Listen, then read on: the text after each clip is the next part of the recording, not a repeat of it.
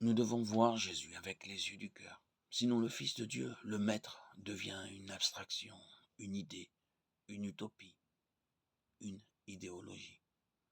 Un jeu de regard se développe avec lui. Mais pas seulement, tous les sens sont impliqués. Jésus reçoit du parfum sur les pieds, il mange et partage le pain et le poisson. Il touche et guérit, il écoute et répond à ses interlocuteurs.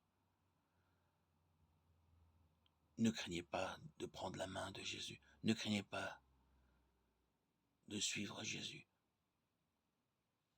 Prenez l'évangile, ouvrez-le, parcourez le chemin que le Seigneur a parcouru. Et le moment venu, lorsque Dieu verra que le moment est prêt, propice, il établira entre vous et lui un dialogue silencieux, une sorte de cœur à cœur, de relation amoureuse, non verbale, un amour indéfinissable, non terrestre, non passionné, non charnel,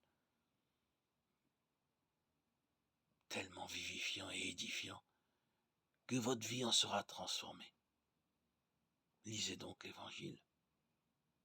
Ayez confiance en Dieu. Portez votre regard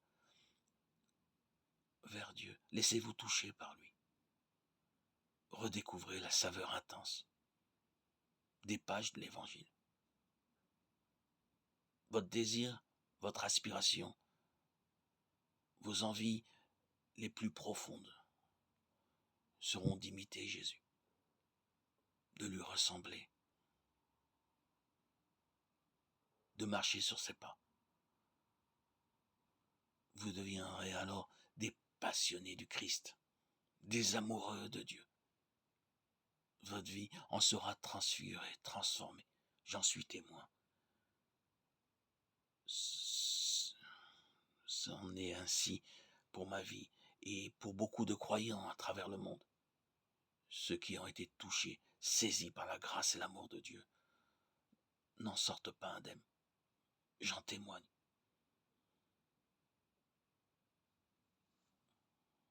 Ouvrez les évangiles. Rencontrez Dieu. Et bien sûr, le summum, la clé est de toujours être dans la reconnaissance et la gratitude.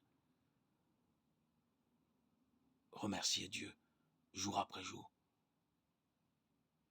Votre vie en sera transformée. La gratitude, la reconnaissance du peu que vous avez, de ce que vous êtes, est une des portes d'accès pour connaître le Christ. Un moyen efficace de se laisser toucher par le Seigneur, par sa grâce, son amour, son infinie miséricorde.